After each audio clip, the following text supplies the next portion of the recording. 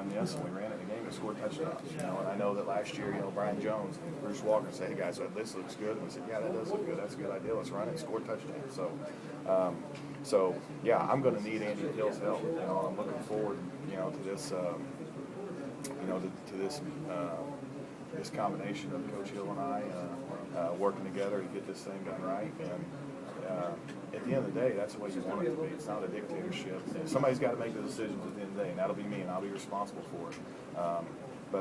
You know, I'm looking forward because we got a lot of great coaches in that room with a lot of great ideas, and that's how you really get yourself to where you need to be.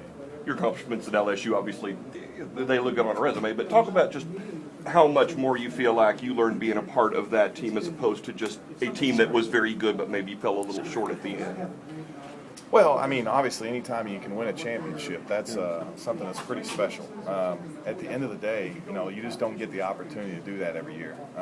So what we felt, you know, I've been fortunate to be around a lot of great football coaches, like I mentioned earlier. So all that time in those rooms, absorbing that knowledge, seeing things, you know, I feel like has prepared me to get to this point.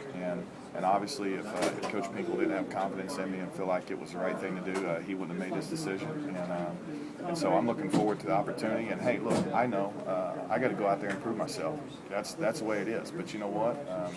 I started as a walk-on at Oklahoma State, and so to me, you know, I started 40 games there after being a walk-on. So to me, it's not about where you start; it's about where you finish. You know, Sean Weatherspoon's a 2-star. Now look at him. Okay, so I'm going to take that same career path with my offensive coordinator that I did as a player, and we're going to go get it done.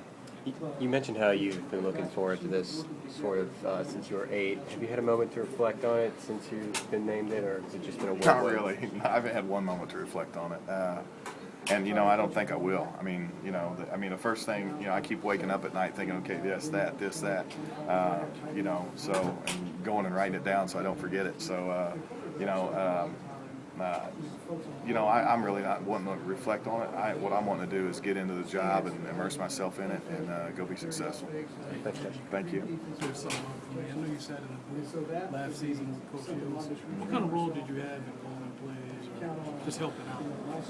Well, I think any good offensive coordinator, and I've had the good fortune. I've sat, you know, for some reason I've always been the guy that sits beside the offensive coordinator. I sit beside Mike Gunny. I sit beside Jimbo Fisher. I sit beside Gary Croton. I sit beside David Yost. They're all great offensive minds, and so I've always been fortunate to be the guy that sits beside them. And you know, so through all that experience, I just think that, you know, you get to see how guys think and how they approach games in certain situations and calls. But yeah, I mean, do you want the guy that's sitting beside you to be able to say, hey, what do you think about this? Yeah, I think that's good. Or say, hey, look at this. And you say, yeah, that's good. That's why the guy's sitting there. He's sitting there to help you, not to just sit there and watch a game. You know? Oh, so you were like pointing out stuff you saw, run games, that kind of just passing along stuff you saw. Oh, sure. That's what we all do as a staff. After every series, we're like, hey, what happened? You know, what do we need to fix? You know, to get to the next play. And that's what we'll continue to do. That. You guys know who was sitting next to you now? Oh, I mean, we haven't even got that far. You know, so we'll figure that out as we go here. You know, we got to obviously fill our staff and get everything squared away, and then we'll you know, Coach Hill and I and the other guys in the room, we'll sit down and we'll figure that out. Josh, obviously when there's a losing season, there's going to be some faction who, when there's an opening, wants to try something new. What can you say, you know, answer to that? You know, why you feel like what's here already is you could be better than just some guy that's a bigger name or whatever from outside the program. Well, I mean, hey, let's just cut right to the chase. I got to go prove that. I mean, there's nothing I can say that's going to change that, okay? So all I would say is I appreciate the opportunity and the Missouri fans, and I know that they, you know, when people weren't upset, that means nobody here liked football, okay? Or if they are upset, I don't know if they're upset or not, and really I don't pay attention to that. But at the end of the day, what I've got to do is I got to go prove myself, and that's what I got to do, and that's what's going to change that, you know, not anything I say. I'm sure you've addressed this, but just maybe a couple handfuls away that, compared to what they did under Yost, maybe you would do a little bit that you want to do different, tweaks. Well, again, you know, I'm going to have a different personality calling the plays. Coach X, Coach Y, Coach Z, they all have different personalities calling the plays. They call different things at different times. Anybody sitting in that chair is going to have a good answer. I mean, all you to understand that, all you got to do is walk out in the stands during the game, right? You know, so I mean, all I got to do is go home and listen to my wife. You know what she tells me. So so I'm going to have. There's going to be different personalities calling plays. You know, at this point in time, I think that's still something, a work in progress, because we got to really figure out what our personnel is and what that personnel can do. But are we going to give our guys opportunities to do things in kind of different roles maybe than we've been a little bit? Sure we are.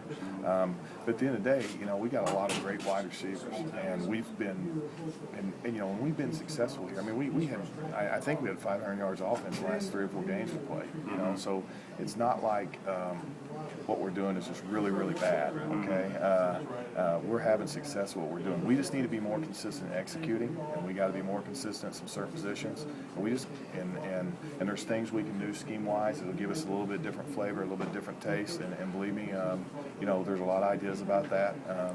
But at the same time, we can't abandon who we are, because who we are is the personnel we got on the field, and that's what we are. Josh, you talked about personnel, and Coach Pinkel never made excuses about injuries, but obviously the position you coached suffered a lot of them. Can you just talk about how much better this offense could have been had the offensive line not had so many devastating injuries?